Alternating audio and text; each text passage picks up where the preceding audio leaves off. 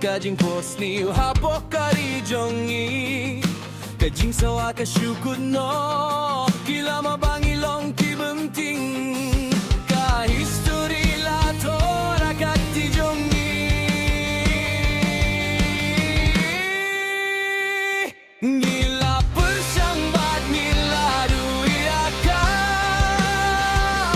gila yang bad nila kipok kitwiang yaka